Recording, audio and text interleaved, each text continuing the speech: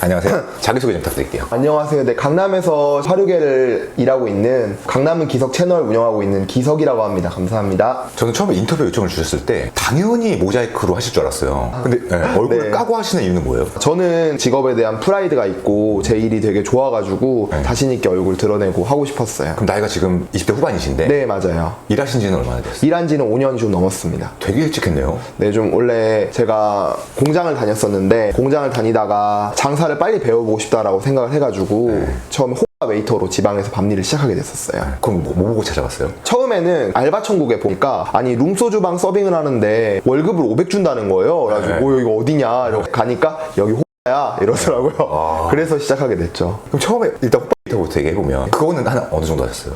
웨이터는 한 1년 한 것 같아요. 그리고 또 저희 가까운 친구들을 선수로 꼬셔가지고 에이스로도 만들어 보고요. 제가. 친구들 꼬셔가지고? 네.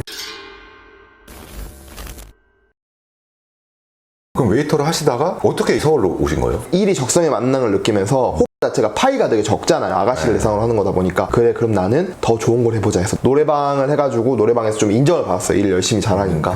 근데 이제 이렇게 하다 보니까 욕심이 생기는 거예요. 제가 이제 지방 광주에서 왔는데 아, 광주는 파이가 이거밖에 안 되고 인구가 점점 줄어들고 있는데 나 정말 잘 되고 싶다. 템포 한번 차려보고 싶다 이렇게 생각해서 강남으로 오게 됐어요. 거기서도 웨이터부터 이제 바닥을 시작했죠. 그럼 일단 이런 곳은 뭐라고 불려요, 시스템을? 여기는 이제 하이퍼블릭이라고 불리는데 일반적으로 퍼블릭이랑 다른 게 뭐냐면은 하이랑 퍼블릭이잖아요. 그러니까 퍼블릭보다 서비스나 만족도가 높다라는 거예요. 아가씨를 놀 수 많고 아가씨들 서비스 정신도 되게 좋아서 하이퍼블릭이라고 불리고 있습니다. 아, 서비스 정신이라면 좀 더 아무래도 손님들에 대한 것들이 열려 있다라는 거죠. 여기는 이제 여기까지는 되니까. 아, 조금 이렇게 개방적이다? 아, 네, 개방적이다. 그럼 여기는 하이퍼블릭이라고 불리는 데고 다른 데들은 뭐라고 불려요? 하이퍼블릭, 그 다음에 점호, 그 다음에 레이스, 그리고 뭐 셔츠, 그리고 텐이나 텐카페 이런 식으로 나눠질 수가 있는데 업종마다의 차이는 가격이랑 아가씨 사이즈나 서비스가 조금 다르다라고 생각을 하시면 돼요. 사이즈는 외모죠? 네, 외모죠. 그러니까 보통 같은 경우에는 하이퍼블릭이 제일 대형 가게가 많다 보니까 일반인들한테 되게 잘 알려져 있죠. 점호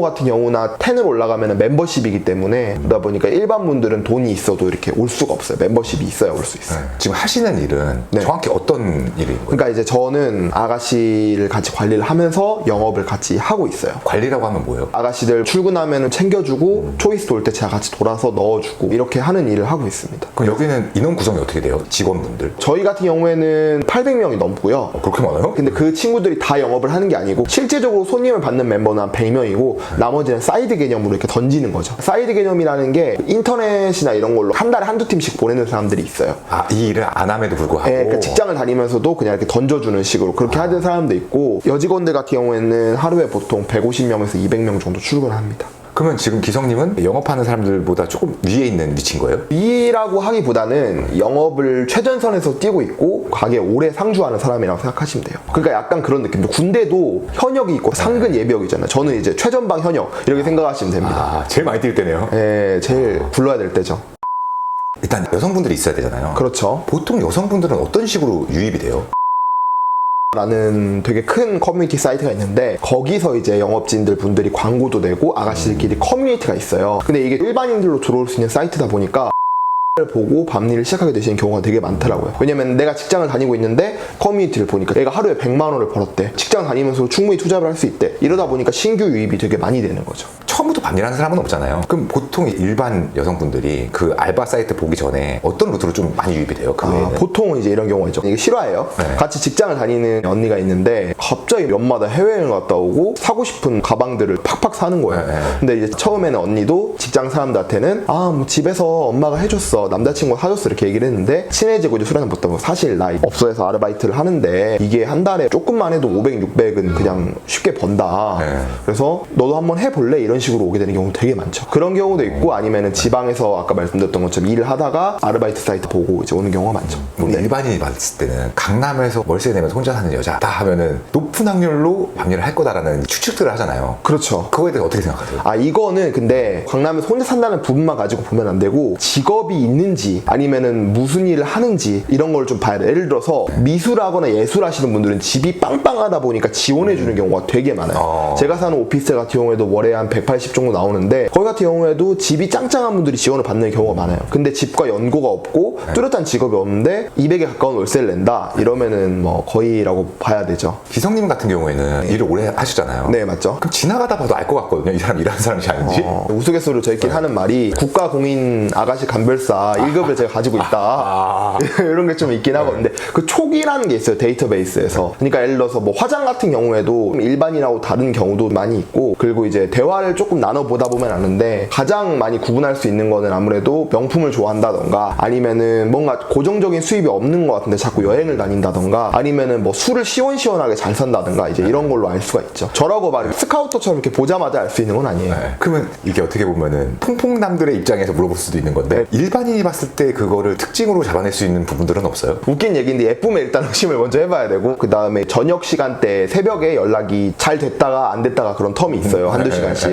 그런 경우도 많이 있고, 그냥 씀씀이가 좀 크고 이런 부분들이 조금 있어요. 강남 클럽 가면 이쁘장하신 분도 많잖아요. 거기 지금 한 몇 프로가 일하시는 분이라고 생각하세요? 정확하게는 모르겠는데 보통은 좀 예쁜 분들 중에서 그런 분들이 많고, 근데 이제 확실히 말할 수 있는 거는 클럽에 가는 예쁜 분들의 80~90%가 아가씨들과 연관이 돼 있어요. 친구라던가 아는 언니라던가 잠재적 그거인 거죠. 그러니까 우리가 모든 이슬람이 테러는 아니잖아요. 네, 그쵸. 근데 테러리스트의 99%는 이슬람이란 말이에요. 이렇게 생각하시면 돼요. 편견을 갖지는 말되 항상 경계는 해볼 필요가 있는 거죠. 네. 제가 느끼기에는 네. 정말 많은 젊은 층들이 일을 하는 것 같거든요. 그렇죠. 강남만 보면. 정말 많죠. 지금 아가씨가 엄청 포화 상태예요, 강남에. 포화요? 포화 상태 진짜로. 어느 정도예요? 저희 같은 경우에도 초이스라고 해서 아가씨들 많이 돌 때는 한 번에 50명에서 60명 정도가 돌 때가 있고, 더 큰 가게 같은 경우에는 70~80명 한 번에 돌 수 있고, 손님이 입시를 하시면 좀 기다리면 100명을 볼 수가 있어요. 지금 이제 한국 경제가 솔직히 좀 어렵잖아요. 네. 그러다 보니까 아가씨도 정년이 있어야 되는데 아가씨들이 은퇴를 안 하고 새로운 아가씨들이 계속 올라와요. 렌트를 안 해서. 렌트를 안 해서. 그러니까 정년이 없어요, 이게. 40에 가까운데도 좀 예쁘장하게 생기면 나이를 소요 일하는 누나들도 있어버리고, 어린 친구들이 계속 올라오다 보니까 거의 지금 아가씨의 황금 시대라고 볼 수 있죠, 지금이. 손님도 그만큼 많아요? 근데 그만큼 많죠. 아가씨들이 많아지니까. 이렇게 경제가 어려운데도? 경제가 어려워도 밥은 먹어야 되듯이 사람의 욕구라는 게 예쁜 사람들 보고 싶었잖아요. 그러니까 많이 오는 거죠. 그럼 되게 궁금한 게, 여직원분들도 관리하시고 영업도 하신다고 했는데 수입을 다 공개할 수는 없으시겠지만 대략적으로는 어느 정도 돼요? 별 벌 때는 월에 2천 중반까지 벌어봤고, 보통은 한 2천 이하라고 생각하시면 돼요. 1000 중반은 넘는다는 거네요? 그렇죠. 20대 후반에 그 돈 벌면은 씀씀이 커지지 않아요? 수입이 많이 커지죠. 그래서 좀 반성하는 부분도 많이 있고, 저도 처음에 강남 올라왔었을 때는 많이 놀러 다녔었는데, 요즘에는 이쪽에 꿈이 있다 보니까 놀러 다니는 것 자체가 재밌지 않고, 어떻게 하면 손님한테 더 잘할까 이런 거 연구하는 게 더 좋아가지고 요즘엔 그냥 있습니다. 저는 또 여쭤보고 싶은 게, 강남에 살기 시작하면 이 일을 못 벗어날 것 같은 느낌이 드는데, 여성분들을 예를 들었을 때 좀 어떤 것 같아요? 근데 이거는 케바케인 게, 저가 데리고 있던 친구들 중에서도 제가 졸업을 시킨 케이스가 되게 많아요. 현금 5억을 모아서 졸업을 시킨 케이스도 있고요. 현금 5억? 네, 5억 모아 졸업시킨 케이스도 있고, 또 원래 공부하던 게 있어가지고 간호사 쪽으로 빠진 친구도 있고, 그래서 이것도 아가씨마다 엄청 케바케예요. 저는 처음에 언니들이 제 밑으로 일하고 오게 되면은 물어봐요. 이 일을 왜 하는 거냐. 제가 되게 요즘 생각하는 게 있는데, 화류계에서도 돈 버는 그릇이라는 게 있거든요. 이 그릇을 넘어가는 돈이 나한테 들어오면은 돈이 다 나가요. 도박이든 뭐 호바든 이런 걸로 인해서 다 나가버리기 때문에 아가씨들한테도 처음에 화류계 일을 시작한 뚜렷한 목적을 세워주거든요. 보통 목적이 없으면 일단 너 지금 원룸 살잖아, 거기 전세로 돌려보자, 이렇게 제가 목표를 세워주거든요. 확실히 목적을 갖고 하는 사람들은 벗어날 수도 있겠다. 무조건 벗어나죠. 근데 이제 제일 벗어나기 힘든 유형들이 아르바이트 같은 것도 한 번도 해본 적도 없고 그냥 좀 예쁘장하게 생기니까 제 친구 소개로 처음 한 일이 밤일이었던 경우가 있어요.